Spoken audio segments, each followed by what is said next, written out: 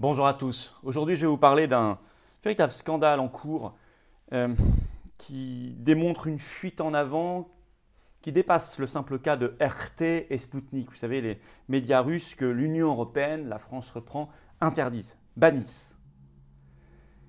C'est un problème de principe, c'est un problème de droit, d'état de droit, c'est un problème de tyrannie et c'est un problème pour la suite parce que ça crée un précédent. Sans parler des rétorsions contre nos propres médias partout dans le monde, notamment en Russie.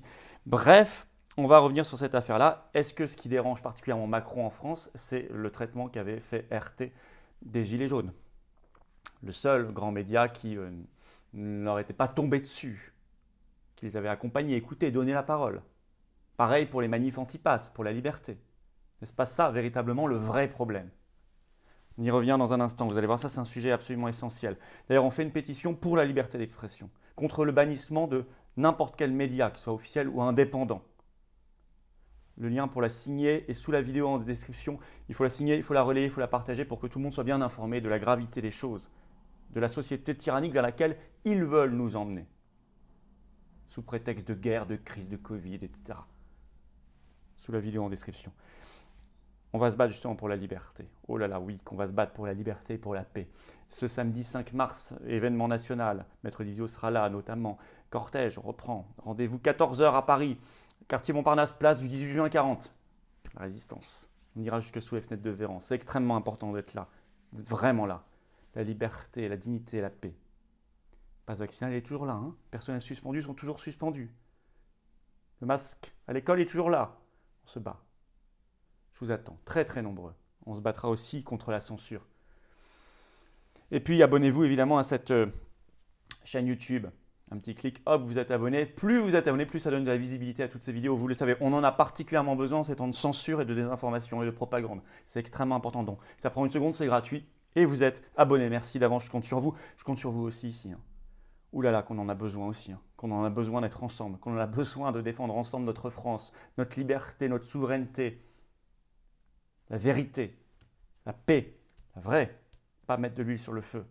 Tout ça, c'est contenu dans la carte orange de résistance, carte orange d'adhérent aux Patriotes. Alors pour adhérer ou reprendre votre adhésion annuelle, c'est le même lien, il est sous la vidéo en description, il est également en lien en premier commentaire épinglé, et également en fin de vidéo en cliquant là ou là sur l'écran. Sous la vidéo en description, il y a également un lien pour faire un don de soutien aux Patriotes, que c'est vital. Tout ce qu'on fait le samedi, toutes les actions en justice, tout ce qu'on va faire, tous nos projets pour 2022 qui a débuté sur les chapeaux de roue, ça coûte cher, très très cher. On n'a pas un centime de l'État, on a toute l'oligarchie face à nous. Toute. Plus que jamais. Donc le lien pour faire un don, il est sous la vidéo en description. Adhésion et réadhésion dons sont défiscalisés aux 2/3 pour vous. Et oui, alors bravo aux donateurs, aux réadhérents, bienvenue, aux nouveaux patriotes, je compte sur vous. Un grand scandale en cours, le bannissement de médias. Alors ça a commencé avec RT Sputnik, enfin ça suit si vous voulez, moi je mets dans la continuité du bannissement de réseaux sociaux, de comptes sur Twitter, YouTube, Facebook, etc.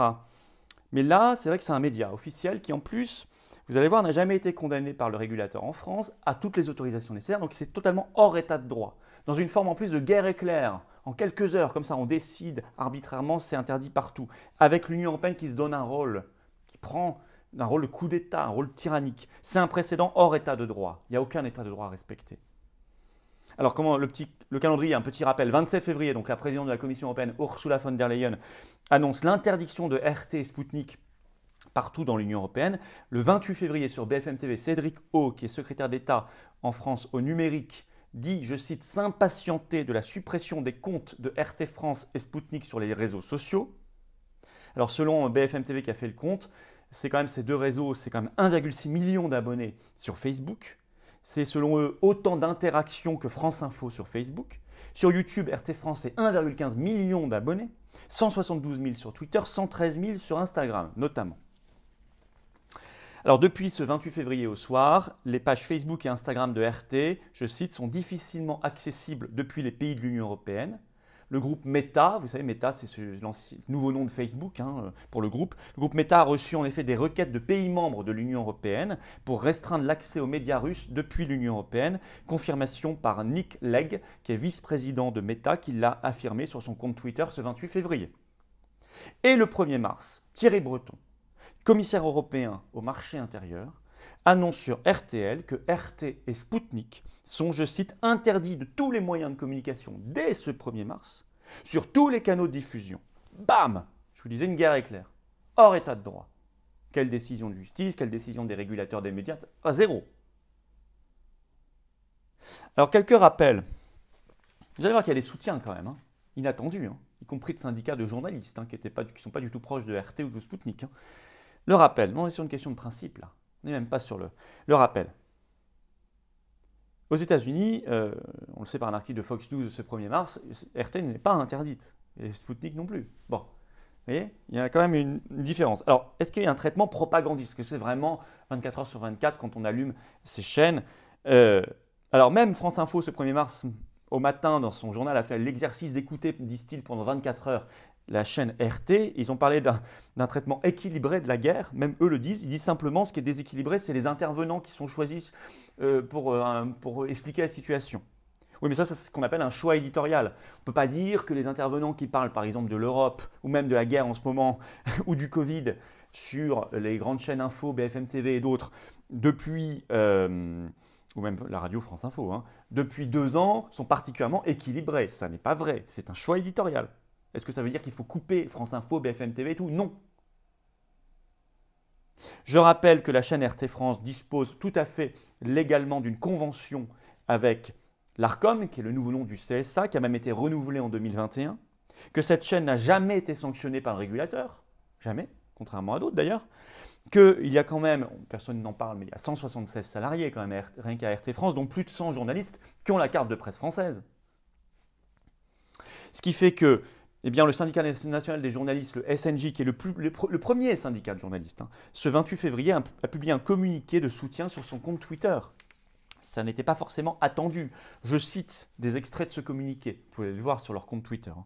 On ne défend jamais la liberté en attaquant les journalistes. Ils ajoutent « Confondre, sans la moindre nuance, le travail d'une rédaction avec la politique du pays qui la finance est un raccourci dangereux. » Ils ajoutent « S'en prendre à des journalistes, les expulser, interdire les chaînes ou les journaux dans lesquels ils travaillent constituent, quelles que soient les intentions affichées, un acte de censure qui réduit le pluralisme de l'information. Ce n'est jamais la bonne réponse. » Fin de citation. Le site Arrêt sur Image a publié un article ce 28 février disant que le cadre légal pour ces interdictions reste flou, je cite. Il souligne d'ailleurs ces réactions en soutien du SNJ que je viens de vous citer, mais aussi de l'EFJ, qui est un syndicat de journalistes valable pour 45 pays européens. Alors, quelques réflexions. 1, vous voyez bien l'énorme problème de principe. On dit on est le camp du bien, de la liberté d'expression, de la démocratie. Et qu'est-ce qu'on applique comme méthode? La censure. En quelques heures, sans état de droit. Drôle de définition du camp du bien quand même. Hein. 2, je veux quand même le rappeler parce que personne ne le fera. L'Allemagne a interdit RT en Allemagne depuis le 2 février dernier. Il n'y avait pas du tout la guerre en Ukraine le 2 février. Comme par hasard, 3 semaines plus tard, toute l'Union européenne enchaîne. Comme d'habitude, l'Allemagne décide. L'Union européenne, empire germanique, de plus en plus. En France, je le disais en introduction, est-ce que ces chaînes ne paieraient pas leur traitement journalistique des Gilets jaunes en 2018, en 2019? Ils allaient dans les manifs, ils leur donnaient la parole, ils les écoutaient. Oh, il y avait aussi de l'opposition, hein. Il y avait aussi la voix de ceux qui voulaient s'opposer aux Gilets jaunes, mais il y avait, c'est vrai, une écoute, un suivi qu'on ne trouvait pas sur les autres chaînes, où c'était la plupart du temps, on leur cassait la figure en termes journalistiques. Et ça, on le sait, à l'époque, ça a fortement déplu à la Macronie. Pareil, moi je dois le constater, le samedi, parfois il y a d'autres médias, mais qui est là, qui couvre les manifestations le samedi? Très très souvent. Sans qu'on les appelle même pas, ils sont là, ils font leur boulot, comme ils vont voir d'autres manifs. Bah oui, ils sont souvent là, RT. Ils filment et ils retranscrivent à l'écran ce qu'ils ont vu. Alors parfois c'est juste 2 minutes, mais c'est fait. Je dois dire que TV Liberté le fait aussi. Ça ne plaît pas à la Macronie. 3e réflexion, les rétorsions. C'est bien malin d'agir comme ça, mais quand on va avoir France 24, TV5 Monde, etc., RFI, qui vont se faire couper le sifflet, notamment en Russie, à commencer par la Russie, puis dans d'autres pays, on râlera, et ces rédactions râleront. Enfin, écoutez, qui aura mis de l'huile sur le feu? 4e réflexion, l'Union européenne en profite pour affirmer sa tyrannie, faire son coup d'État. Allez voir ma vidéo d'hier, hein. Elle va contre ses compétences, au dehors de ses compétences. Il faut la quitter, cette Union européenne. 5. Et qui ensuite? On a créé un précédent. Qui ensuite? Tout média un peu différent, pas totalement aligné sur le pouvoir, un peu dissident même parfois. On va couper le sifflet à qui demain? Sud Radio, TV Liberté, d'autres. Toute voix un peu dissidente, on la fera taire en 24 heures, sans état de droit, sans cadre juridique. Sur les réseaux sociaux, ça a déjà commencé. Mais avec ce précédent, ça va pouvoir s'accélérer, y compris contre des institutions et des médias officiels. C'est ça l'étape qui est franchie. D'où l'urgence de développer encore plus massivement des réseaux sociaux alternatifs, des médias alternatifs, puissants, grand public. On s'y emploie. Vous savez que nous avons le canal Telegram, les Patriotes. Je vous ai mis le lien sous la vidéo en description. Allez le suivre. Plus de 20 000, presque 21 000 personnes qui le suivent déjà. C'est très important. D'ailleurs, RT a rappelé ce matin sur ses réseaux sociaux qu'ils avaient un canal Telegram. Puis d'autres réseaux. C'est très important de diversifier les choses. Pas mettre tous ses œufs dans le même panier, comme on dit. Il faut défendre ce principe, rappeler ces principes de base, de liberté, de respect, d'acceptation du pluralisme. C'est tout ce qu'on défend. Tout ce qu'on défend notamment ce samedi 5 mars, rendez-vous 14 h, cortège national, Paris, place du 18 juin 40, c'est quartier Montparnasse. Venez avec des drapeaux français, ils n'aiment pas le drapeau français, alors venez avec plein de drapeaux français, Maître Divisio sera là notamment. Et on se bat. Et puis allez sur les-patriotes.fr en première page, vous verrez tout ce que nos référents militants, bénévoles, patriotes formidables font partout en France. Il faut les aider. Abonnez-vous à cette chaîne YouTube aussi, c'est très important ça. Un petit clic, hop, c'est gratuit, c'est 1 seconde et ça donne mécaniquement par les algorithmes de YouTube de la visibilité à toutes ces vidéos. La grande pétition nationale pour la liberté d'expression est sous la vidéo en description. Signez-la, relayez-la. Partout, partout, partout, partout. Venez aux Patriotes. Venez aux Patriotes. Rejoignez une famille de résistance et de combat. Une famille de liberté. Une famille de paix. Une famille de souveraineté, de dignité, d'humanité. Une famille de patriotisme. C'est tout ça, cette carte orange de résistance. C'est tout ça, cette carte orange de libération nationale. Je vous attends. Plus on reste seul, plus on se dit, je sais pas pour moi, la politique. Non, c'est la politique avec un P majuscule, c'est pour vous. C'est pour nous tous. On fait du collectif. Alors le lien pour adhérer aux Patriotes ou reprendre votre adhésion annuelle, il est sous la vidéo en description. Il est également en commentaire épinglé. Il est également là, en cliquant là ou là sur l'écran directement. Sous la vidéo en description, un autre lien pour faire un don de soutien aux Patriotes à toutes nos actions qui coûtent si cher alors qu'on n'a pas du tout de financement ni des banques ni de l'État. Adhésion, réadhésion, don étant d'ailleurs défiscalisé aux 2 tiers pour vous, pensez-y. Vaut mieux l'argent pour la cause que pour Macron. Vraiment, vraiment. Bravo aux donateurs, aux réadhérents, bienvenue, aux nouveaux patriotes. Et surtout, vive la France, vive la France!